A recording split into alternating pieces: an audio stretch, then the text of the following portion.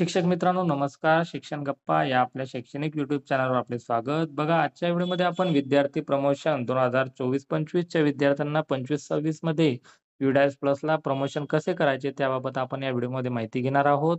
व्हिडिओवर नवीन असाल तर प्लीज आपल्या चॅनल सबस्क्राईब करा. व्हिडिओ आवडल्यास नक्की लाईक करा. चला तर मित्रांनो, आपल्या व्हिडिओला सुरुवात करूया. तर मित्रांनो, त्यासाठी आपल्याला आपल्या मोबाईलच्या क्रोम ब्राउझरला यायचं आहे. या ठिकाणी आपल्याला सर्च करायचं आहे UDAS plus. UDAS plus select केल्यानंतर बघा आपल्या समोर ही साईट ओपन झालेली आहे UDAS प्लसची.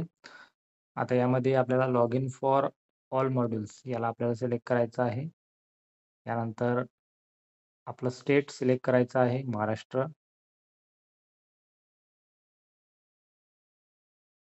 महाराष्ट्र सिलेक्ट केल्यानंतर बघा स्टुडंट मॉड्यूल आपल्याला सिलेक्ट करायचं आहे. आता या ठिकाणी आपण युजर आयडी आणि पासवर्ड आपल्या शाळेचा जो असेल त्याने आपल्याला लॉग इन करायचं आहे. मी ही प्रोसेस पूर्ण करतो.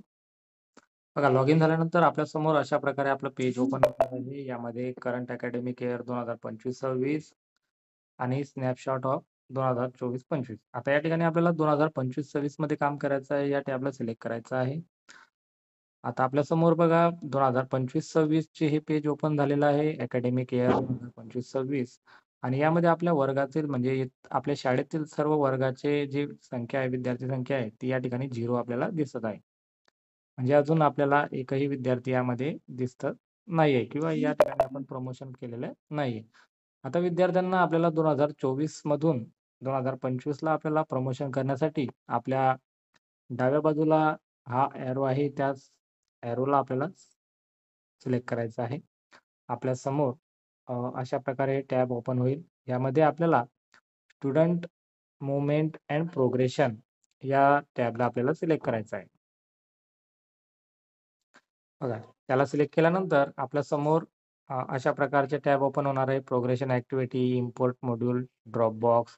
त्यापैकी आपल्याला प्रमोशन करायचे आहे विद्यार्थ्यांना 24-25 मधून आपल्याला 25-26 ला प्रमोट करायचं आहे. मग त्यासाठी आपल्याला या प्रोग्रेशन ॲक्टिव्हिटी या टॅबला आपल्याला सिलेक्ट करायचं आहे. आपल्यासमोर अशा प्रकारे पेज ओपन होणार आहे. प्रोग्रेशन मॉड्यूल या ठिकाणी आपल्याला गो या टॅबला सिलेक्ट करायचं आहे. आता बघा आपल्यासमोर list of eligible students for progression academic year 2024-25 to 25-26 म्हणजे 24-25 मधून 25-26 ला आपल्याला प्रोग्रेशन करायचे जे विद्यार्थी आहेत त्यांची यादी आपल्या समोर येणार आहे.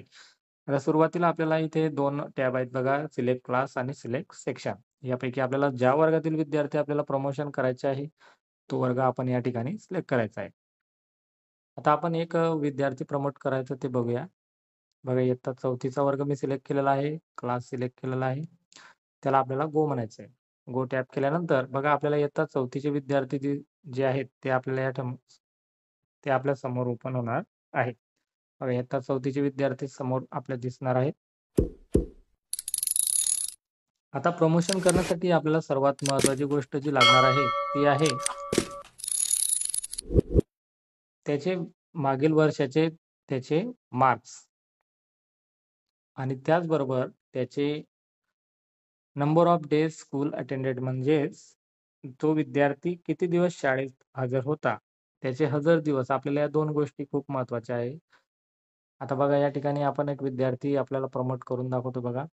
आता हा विद्यार्थी आहे.